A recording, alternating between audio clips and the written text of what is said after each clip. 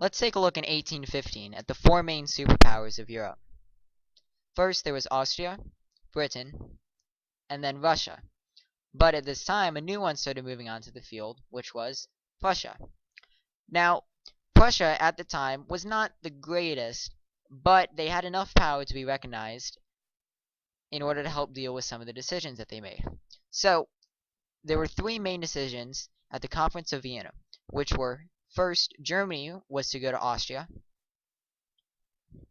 Then, all the land that was taken by Napoleon was given back to their countries, particularly Italy. And then the Pope was restored to power in Rome. Then, in addition to that, there were a couple problems that hurt a lot with Germany. First, communications were terrible. In addition to that, it was very hard to travel from one place of the country to the next. And then, in addition to that, the language barrier was terrible. People could barely understand each other if they spoke a different dialect. Finally, the different culture and traditions also hurt of achieving unity of the country. Now, in 1848, there were some riots and a revolution in Germany. So these did fail, but one of the things that the lower class were looking for was food, as there was great starvation during the time. In addition to that, the middle class was looking for more rights, particularly the freedom of the press, more laws and regulations in terms of what they had, and then in addition, they wanted representation in government. Now, some people said, okay, this is fine, and we're going to accept these changes, while other states, particularly Prussia in this case, decided, no, we're going to go ahead and start trying to attack and suppress the revolution. But unfortunately, this only led to more violence. Now, along with that, there came a man in Prussia who is known by the name of Bismarck, and he said a couple of things in a speech that goes by the name Blood and Iron. Now, the first one was that Prussia had too big of a shield, that it was just too big for itself to hold. Then in addition, he said that Germany was kind of trying to mooch off some of Prussia's power. He also said that Prussia needs to wait and lie in secret for the right opportunity, and that their borders that they had were not enough to maintain the country.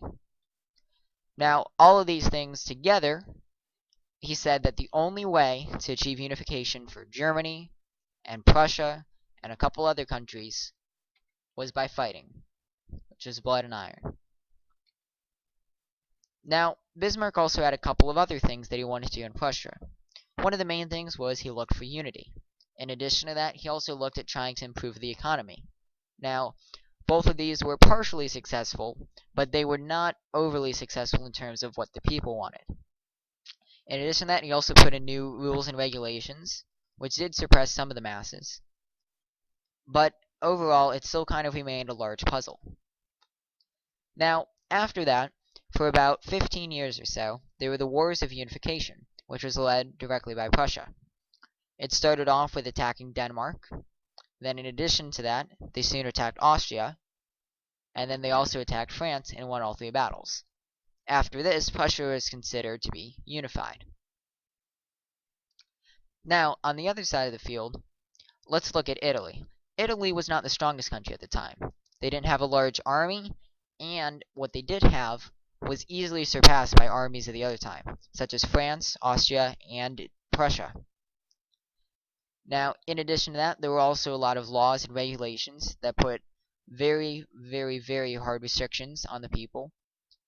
And then there was the Pope, who, in particular, did not want to give up his throne in Rome, which eventually led to having Vatican City in the middle of Italy as we know today, which is in a completely different state entity. Now, finally, there were two main people who kind of led the revolution in Italy. Now, Mazzini was one of them, and then in addition to that, there was also Garibaldi. Now, these two thought that it was power that could only be won by fighting revolution. However, this did not work as well. Now, a bit later, there was another man who came along and added to these two, and his name was Camillo Benso, who was the Count of Cavour. Now, he fought for a more peaceful approach. He said that the Pope should probably stay in power, and that overall it would be a better situation if they tried to move toward a revolution peacefully.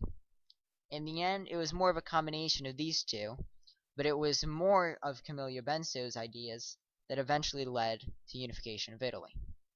Now, with the unification of Italy, there were three main things, the first of which were the March of 1000. Now, the March of 1000 was one of the more peaceful revolutions, which was done by Garibaldi. And then, in addition to that, there was the conquest of Naples.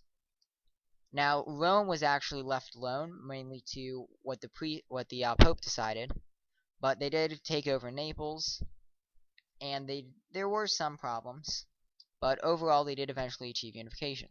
Now, these problems would be a little bit of a balance in power, or more of an imbalance. There was high taxes. There was also a split between the north and south sides of the country.